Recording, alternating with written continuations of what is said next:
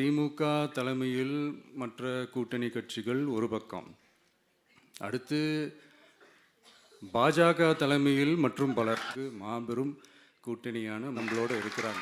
ஐஸ்வர்யா கருத்தரித்தல் மையங்களில் ஜனவரி 30 முதல் பிப்ரவரி 5 வரை இலவச ஆலோசனை மற்றும் சிகிச்சைகளில் மாபெரும் சிறப்பு சலுகை.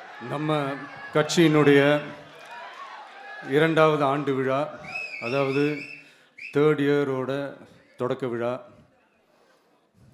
இன்னைக்கு தமிழ்நாட்டில் ஒரு மிகப்பெரிய ஒரு கட்சியாக நம்ம வளர்ந்து இருக்கிறோம் அப்படின்னா அது உங்களால் தான்.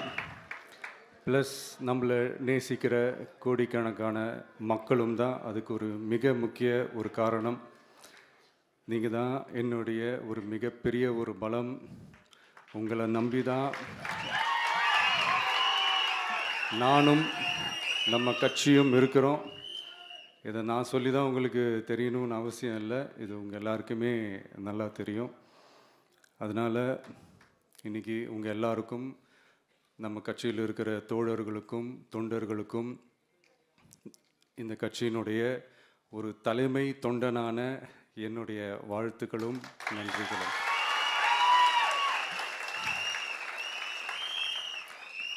அப்புறம் என்ன, மைக்கை பிடிச்சாச்சு, வெடியை கொளுத்தி போட்டுருவோமா?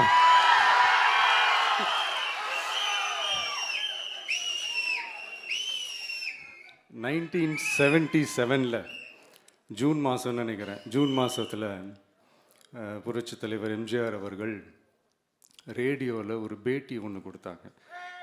அதில் பேசும்போது சொன்னாங்க, பேரறிஞர் அண்ணா அவர்கள் இருந்த இடத்தில் இப்படிப்பட்டவர்களும் அமர்கின்ற ஒரு நிலைமை ஏற்பட்டுச்சேன்னு எண்ணி எண்ணி கண்ணீர் வடித்தேன். அன்னைக்கு அந்த கண்ணீரை துடைக்க ஆரம்பித்த இயக்கம் தான் அண்ணா திராவிட முன்னேற்ற கழகம்னு சொன்னார்.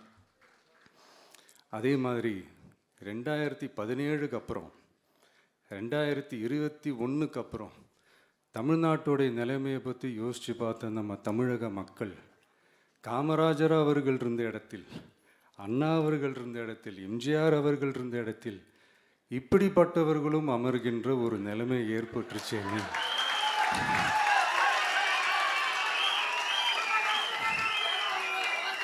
தமிழக மக்கள் கண்ணீர் வடித்தாங்க.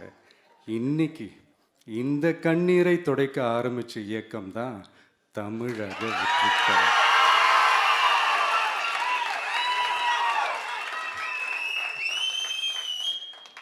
இப்படியெல்லாம் நம்ம பேசுறதுனால கண்டிப்பாக சில பேர் கொந்தளிப்பாங்க.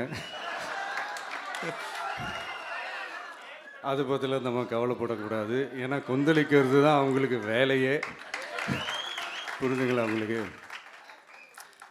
ஏன்னா எம்ஜிஆர் அவர்கள் கட்சி ஆரம்பித்தப்போ, ஏன் அவர் ஜெயிச்சதுக்கப்புறம் கூட சட்டசபையில் கூட ஏதோ ஒரு நடிகர் கட்சி வந்திருக்குதான், ஏதோ ஒரு புதிய கட்சி வந்திருக்குது, புரட்சி தலைவர்னு ஒருத்தர் வந்து, இப்படியெல்லாம் கேலியும் கிண்டலுமா. அதனால் யார் அரசியலுக்கு வந்தாலும் இப்படி கொந்தளிக்கிறது தான் அவங்களுடைய வேலையே. அப்படி தான் நாம் அரசியலுக்கு வந்ததுக்கப்புறம் கூட இந்த விஜய்க்கு என்ன அனுபவம் இருக்குது, எம்ஜிஆர் அவர்களுக்கு எவ்வளோ அனுபவம் இருக்குது தெரியுமா? 52லேருந்து 72 வரைக்கும் அந்த 20 இயர்ஸ் திமுகவில் இருந்த ஒரு அரசியல் அனுபவம் எவ்வளோ இருக்குது தெரியுமா? விஜய்க்கு என்ன பெரிய அனுபவம் இருக்குதுன்னு கேட்டால் அதே வாய் தான் அன்னைக்கு எம்ஜிஆர் அவர்களை பார்த்து, அன்னைக்கு எம்ஜிஆர் அவர்களை பார்த்து, அரசியல் அரிச்சுவடி தெரியாதவர், கவர்ச்சியை மட்டுமே நம்பி இருக்கிறவர், அட்டக்கத்தி, வாய் விளம்பர வள்ளல், இவருக்கு கேள்வி மட்டும்தான் கேட்க தெரியும், பதில் சொல்ல தெரியாது, நிருபர்களை சந்திக்க மாட்டார், டெல்லியை வகச்சிக்க மாட்டார், மேலே இருந்து அவருக்கு அவ்வளோ ப்ரெஷர் இருக்குது, அப்படி இப்படின்னு சொன்னதும் அதே வாய் தான். அதனால் எம்ஜிஆர் அவர்களை மட்டும் இல்லை, அவருடைய தொண்டர்களை கூட விட்டு வைக்கலை. அது என்னது, இந்த பளபளப்பு ஜொலி ஜொலிப்பை பார்த்தா பல்லிழிப்பவங்க, இப்படியெல்லாம் கிண்டலும் கேலியுமா, இதையெல்லாம் மக்கள் ஒரு மாதிரி சைலண்ட்டாக வாட்ச் பண்ணிக்கிட்டு என்ன பண்ணாங்கன்றது உங்களுக்கே நல்லா தெரியும்.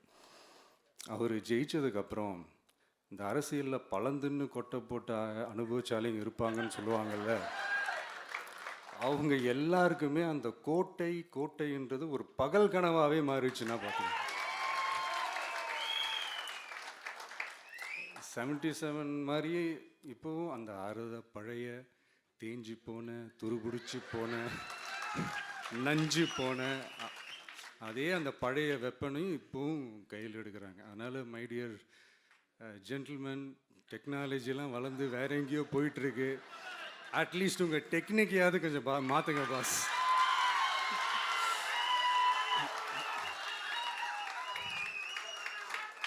காமராஜர் அவர்களையும் விட்டு வைக்கல. அவருக்கு இலக்கியம்னா என்ன தெரியும், அவர் மாபெரும் புலவர், அந்த புலவர் இந்த புலவர்னு அவரை பற்றியும் கிண்டலும் கேலியுமா. அதான் முன்னாடியே சொன்ன மாதிரி யார் எதிர்த்து நின்னாலும் அவங்கள கொந்தளிக்கிறது தான் அவங்களுடைய வேலையே.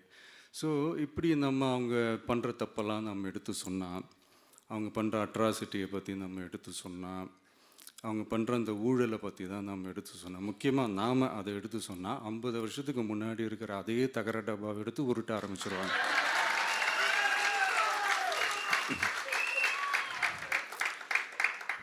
பவளவிழா பாப்பாவுக்கு வேற என்ன தெரியும்?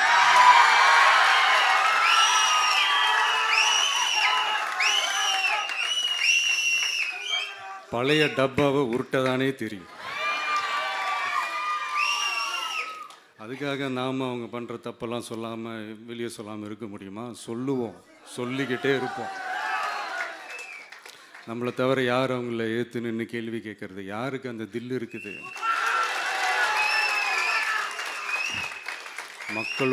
மக்களோட ஒரே பிரதிநிதி நாம் மட்டும்தான். ஸோ இப்படி இருக்கிற இந்த நிலைமையில் இன்னைக்கு இந்த டிஜிட்டல் உலகத்தில் திருவள்ளுவர் இருந்திருந்தாருன்னா இந்த தீய சக்தியை பற்றி என்ன திருக்குறள் எழுதியிருப்பாரு? ஒரு கற்பனையா, அநீதி அராஜகம் தில்லுமுள்ளு இவையெல்லாம் திமுக முதற்றே உலகு.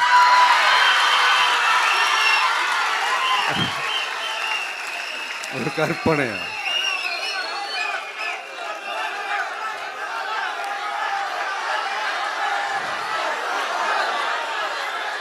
அநீதி அராஜகம் தில்லுமுள்ளு இவையெல்லாம் திமுக முதற்றே உலகு.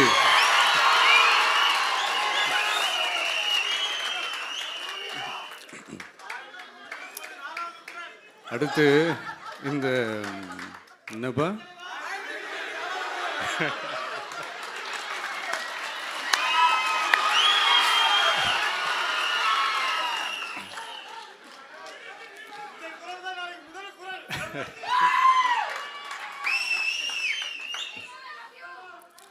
அடுத்து இந்த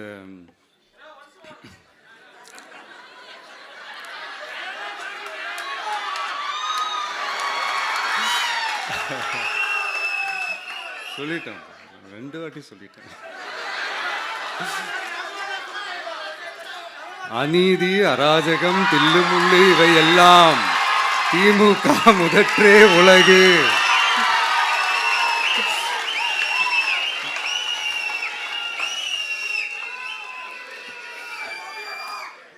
அடுத்து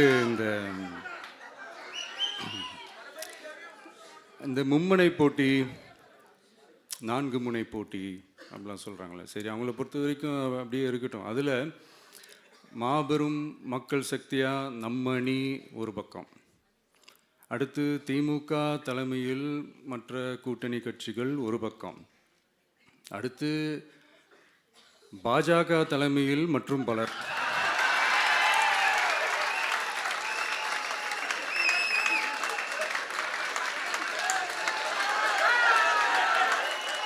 என்னப்பா சிரிக்கிறீங்க? உண்மையை தானேப்பா சொன்னேன்.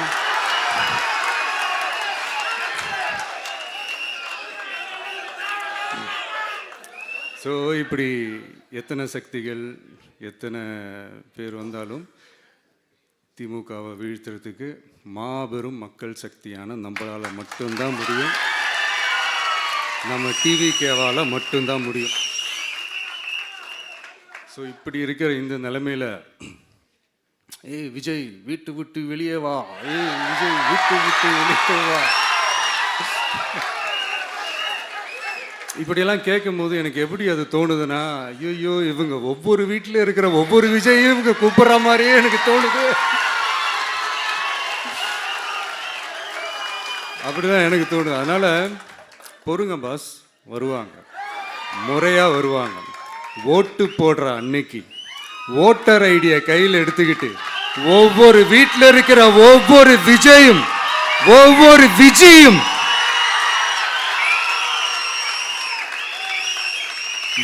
பூத்தா காலையிலேயே வந்து நிப்பாங்க பாருங்க. அன்னைக்கு தெரியும் பாருங்க, ஏண்டா இந்த விஜய கூப்பிட்டோம்னு.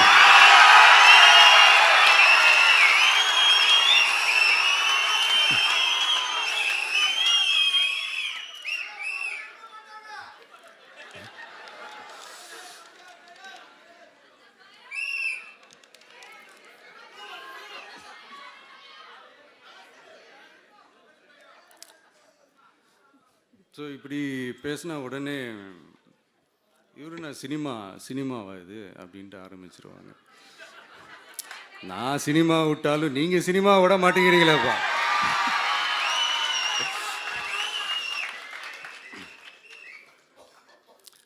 அப்புறம் இன்னொரு ரீசெண்டாக அந்த ஒரு விஷயம் போயிட்டு இருக்குல்ல, இந்த கருத்து கணிப்பு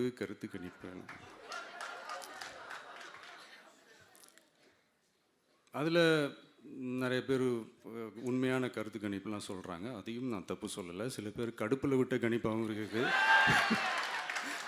அதையும் நான் தப்பு சொல்லலை. இந்த கடுப்பில் விட்ட கணிப்பாளர்களுக்கு நான் சொல்லிக்கிறது என்னென்னா, ஒவ்வொரு ஊராக தெருவாக வீடாக போய் நீங்கள் அந்த கருத்து கணிப்பு எடுத்து பாருங்கள். ஒவ்வொரு வீட்லேயும் டிவிக்கு இருக்கிறத நீங்கள் பார்ப்பீங்க.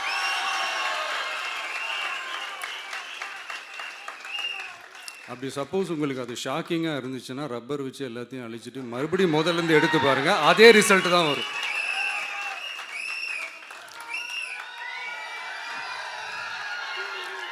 இது என்னப்பா லாஜிக்கு, அது எப்படி எல்லார் வீட்லேயும் டிவிக்கு இருக்கும் அப்படின்னு நீங்கள் கேட்டிங்கன்னா, ஒரு சின்ன சாம்பிளுக்கு ஒரு சின்ன டெஸ்ட் ஒன்று பண்ணி பாருங்களேன். நம்ம சிஎம் சார் இருக்காங்கள்ல, ஸ்டாலின் சார், ஒரு 2 இயர்ஸ் பேக் இருக்கும்னு நினைக்கிறேன். ஒரு மேடையில் பேசும்போது சொன்னாங்க, இந்த மாதிரி என்னோட கட்சிக்கு அவங்களோட கட்சிக்காரங்க சில பேர் பண்ணுற அட்ராசிட்டி, ஒரு சில மந்திரிகள் பண்ணுற சில அட்ராசிட்டிஸ்லாம் பார்த்து ராத்திரியில் எனக்கு தூக்கமே வரமாட்டேங்குது அப்படின்னு ஒரு 2 இயர்ஸ் பேக் இருக்கும்னு நினைக்கிறேன். அந்த வீடியோ கூட இருக்குது. அப்படி இருக்கிற அவரு என்னைக்காவது ஒரு நாள் அசந்து தூங்குவார்ல, அப்ப அவர்கிட்ட போய், சார்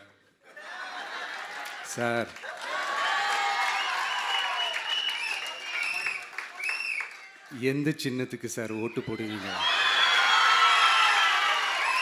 அப்படின்னு கேட்டு பாருங்க. விசில் சின்னத்துக்கு தான்.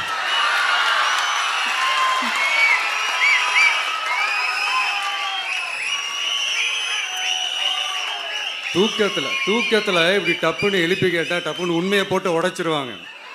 அதுக்கு சொன்ன அப்படி இருக்கிற இந்த நிலைமையில் டிவிக்கே வந்து சிட்டியில் தான் இருக்குது, டவுனில் தான் இருக்குது, வில்லேஜ் சைட்லலாம் இல்லை அப்படின்னு சொல்கிறவங்களுக்கு இந்த மாதிரி சில டெஸ்டெல்லாம் பண்ணி பாருங்கள், தெரியும்.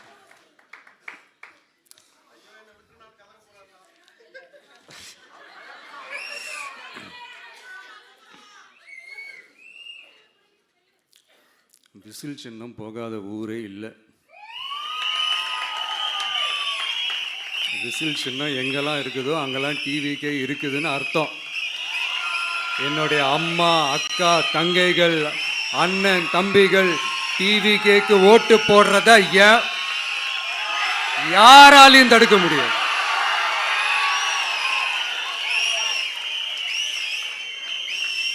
ரத்த சொந்தமா நம்மளை நினைக்கிற நம்மளோட வகையராக்களை எந்த கட்சியாலையும் எவ்வளவு விலை கொடுத்தாலும் வாங்கவே முடியாது.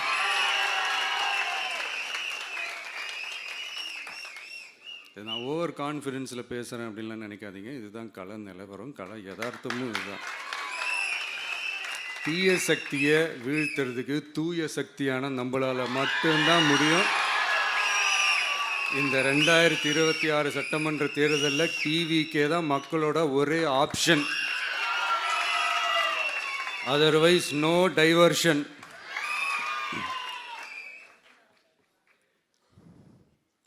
இந்த டப்பா இன்ஜின், ஓட்டை இன்ஜின், எவ்வளோ இன்ஜின் வந்தாலும் டாப் இன்ஜின் நம்ம டிவிக்கே தான்ன்றதை மக்கள் ஆல்ரெடி முடிவு பண்ணிட்டாங்க. அதனால் நம்மளுடைய தோழர்கள் அதை மனசில் நல்லா ஏற்றிக்கிட்டு இன்னும் ஷார்ப்பாக ஒர்க் பண்ணுங்கள். நான் ஏற்கனவே சொன்ன மாதிரி ஒன்றியம், நகரம், பேரூர், பகுதி, கிளை எல்லா இடத்துலையும் அந்த பூத்தாக அந்த நம்மளுடைய வேட்பாளர்களுக்கு ஒற்றுமையாக இருந்து வேலை செய்யுங்க. நமக்கு மாபெரும் கூட்டணியான, மாபெரும் மக்கள் சக்தியான குடும்பமாக நம்மளோட இருக்கிறாங்க. இன்னொன்று அன்றைக்கி நான் சொன்ன மாதிரி நம்மளுடைய விசில் சின்னத்துக்கு ஓட்டு போட வைக்கிறது மட்டும்தான் உங்களுடைய வேலை. மற்றதெல்லாம் மக்களோட சேர்ந்து நான் பார்த்துக்கிறேன்.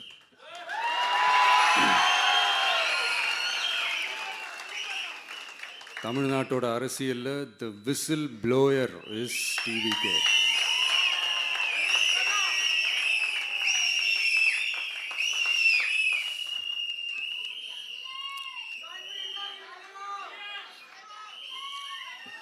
நம்ம மக்கள் இந்த விசில்ல ஊதுல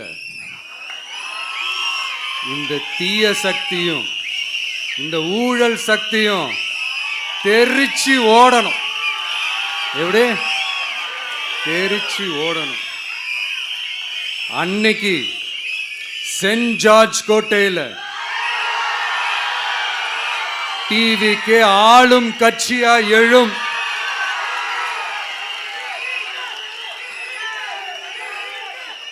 உங்களோட நான் இருக்கேன், நம்மளோட நம்ம மக்கள் இருக்கிறாங்க. இதுக்கு மேல என்ன வேணும்? கான்ஃபிடென்ட்டா இருங்க. நல்லதே நடக்கும். வெற்றி நிச்சயம். மீண்டும் சந்திக்கும் வரை நன்றி, வணக்கம். ஐஸ்வர்யா கருத்தரித்தல் மையங்களில் ஜனவரி 30 முதல் பிப்ரவரி 5 வரை இலவச ஆலோசனை மற்றும் சிகிச்சைகளில் மாபெரும் சிறப்பு சலுகை.